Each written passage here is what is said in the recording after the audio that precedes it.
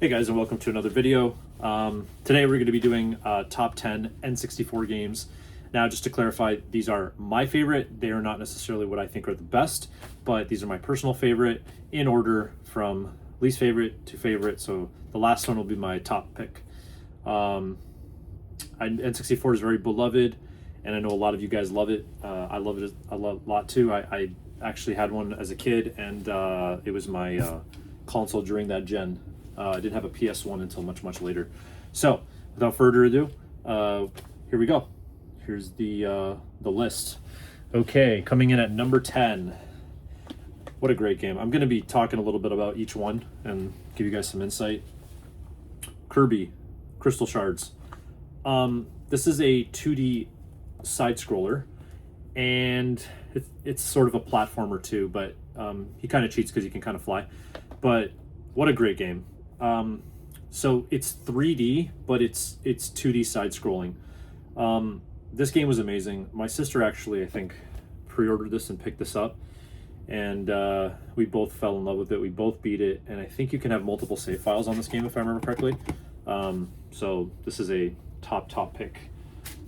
Absolutely love this game. I know there's some fans of the franchise as well, but that is a top game. Okay, so number 9, here we go. Number 9. Oh man, this is awesome. WWF No Mercy. My opinion, this is still probably top 5 wrestling games of all time.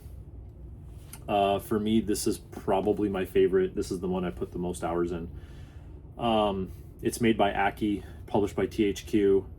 The amount of wrestlers and the amount of things you can do with this game, even after it's been out for so many years. So after the ECW guys came back and the WCW guys came back, like they still had the customizer on here, and you could still make these guys in this game. So this game was just phenomenal.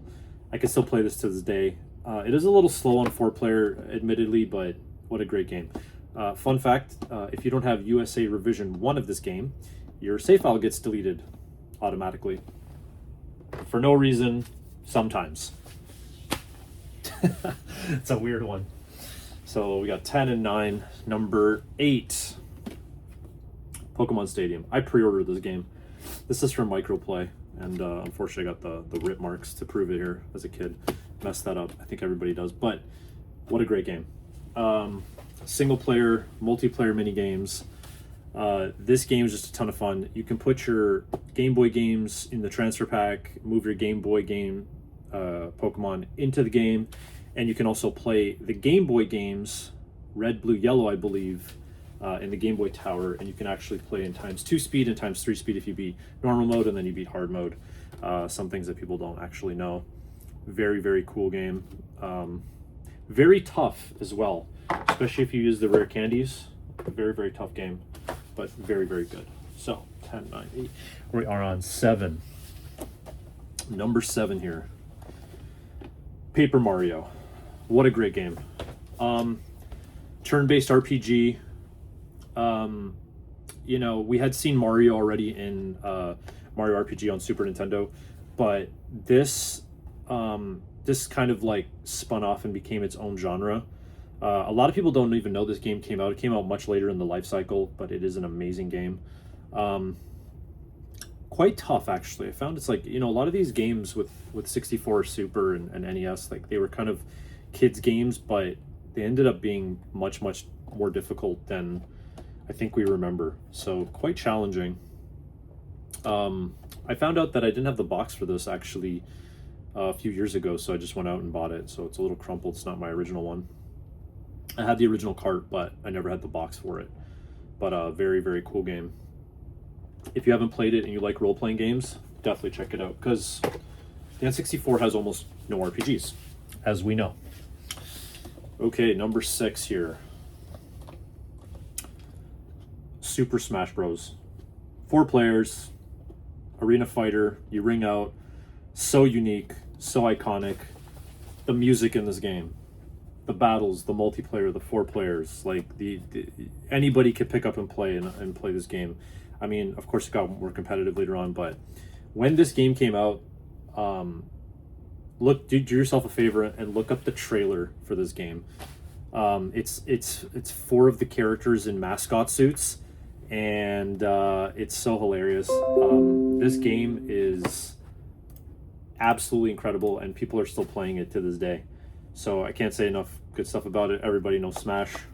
That's my number 6 pick. Shocking to a lot of people, I'm sure. Okay, this game came out of left field. This game really surprised me. I wasn't expecting to love this game. This is my number 5 pick. Number 5. Pokemon Snap. This is probably a polarizing game. This is not a traditional one in the mainline series by any means, or any stretch of the imagination, but I just love this game. It's actually a rail shooter without shooting. You're snapping pictures of Pokemon while on a train, so you can't really move. You're just kind of moving faster or slower depending on how you want the train to work. And you're just taking pictures, and you have to take the best picture. Another cool part about this game was that the Blockbuster kiosks, you could actually take pictures during the demo of this game and print them out. And so it had a whole printer thing, and people are trying to collect that kiosk now, which is very, very cool. I had this game for a long time. I picked it up used. I think I rented it first. It really surprised me. There's nothing to it. It's so simple. It's so easy. And I'm so thankful that they brought a sequel to the Nintendo Switch, because I absolutely love this game. I can't say enough good stuff about it. One of the cool things you can do in this game, if you want to play multiplayer, because it is a single player game, is you can try to battle for high scores on the pitcher. That's why I thought, like, with the online component of the Nintendo Switch, like, I always thought that they were going to do like online leaderboards. I would have loved online leaderboards. Like, that's so cool. And see who has the best pitcher. They had contests back in the day for this game. So simple, so easy. I can't believe it took, I think it's 25 plus years to make a sequel. So that is our number 5 pick. Okay, so number 4. This is interesting, okay? And the reason this one is interesting is because I don't think I knew the rules of this sport until I picked up this game.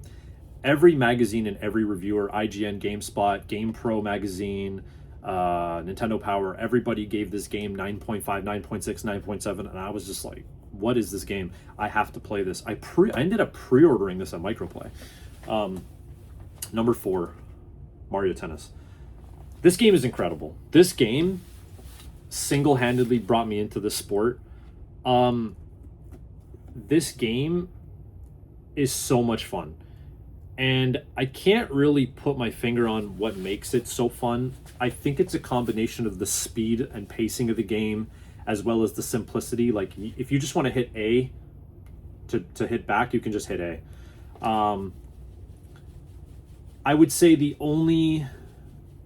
game is positive. The pros are multiplayer, the amount of exhibitions and different mini games that it has. You have to star power every game by beating the game with every character. Yes, I did that. There is a transfer pack ability where you can add characters to this game. It has content for the courts inside of it. The only thing bad I can really say about this game is that in doubles play, when you play 4-player, your teammate will make you lose. Like, if you don't have a good teammate on your team, like, get your teammates. Don't even, but like, for this game, my opinion, you don't even have to play any of the other ones in the series. Just play this one. This is phenomenal. This is an incredible game. I cannot believe how high this is on my list. Number 4. This was worth every penny. Still is worth every penny. Pick that up. And now we go into the top 3. Man, the top 3. What a great system, by the way. I love the N64.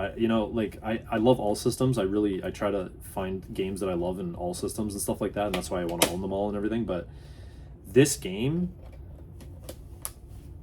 who can say anything wrong about this game? This game is, when this game came out, this game mattered. Okay, and that game is GoldenEye. Fun fact: I had a Terminator game as a kid for Genesis. And my parents gave it to me for like a birthday or something, and the game was awful. It was a side scroller and it was not good. I might pick it up again just to have it because it was a childhood game. I went to Cash Converters, which was like a local pawn shop here, and I asked the guy, I was a very young kid, I think this was like 99, 98. And I asked the guy, saw that he had a used copy of this in the showcase for $20. This game probably retailed for 79 CAD, 89 CAD, 69 USD. And I asked if I could trade towards the price of the Bond game because I just wanted Bond, and I was about to get an N64, but I didn't have one yet. The clerk looked at me and he was like, you know, in his head, it was probably like, dude, you can't even trade this in because, like, you're a kid. Like, you have to sign like a pawn agreement, like a license agreement type thing. You can't sell games until you're 18. But he was so nice to me, and he saw that I really wanted it. He traded me straight up for this. I don't know where this guy is right now, but thank you. Thank you. I probably would have had to scrounge up some more allowance money or something, or birthday money or something to grab this. $20. Still got my original copy. It's probably 99 or 2000, but what an amazing game when this came out. So I know it's rough around the edges these days. It has been updated on Series X. There is a 4K version. It is phenomenal. Pick it up. That's my number 3 spot. Number 2.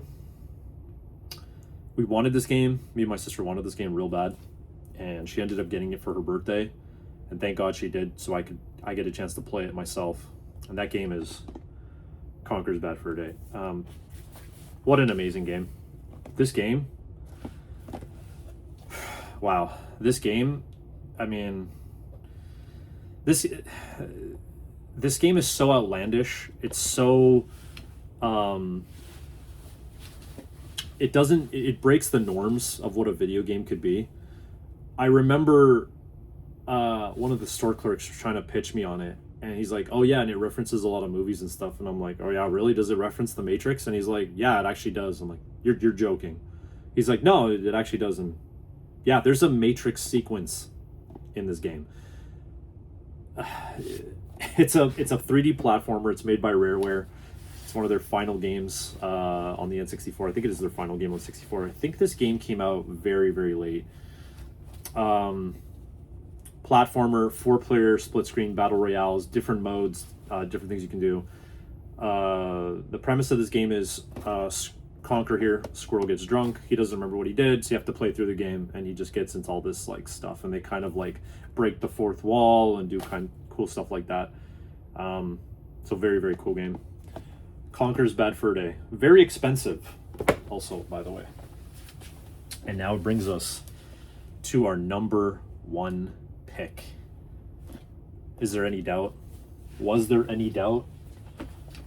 Was there ever any doubt about the number 1 pick? A little dusty here, but there it is. Zelda, Ocarina of Time. This is my top game on N64. It's the best game for a lot of people. We're getting a remake this year, Switch 2. Very, very cool. This game blew me away.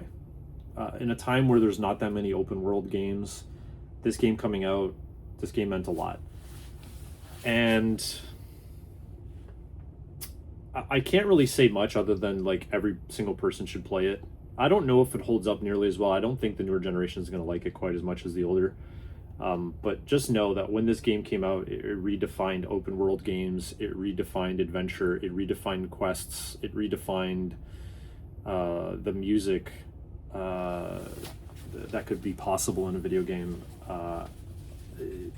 The amount of care and love in this game has is just incredible. So it is our top pick today. Number 1, Zelda, Ocarina of Time. Do you guys agree? Do you disagree? Let me know. And we'll see you guys on the next one.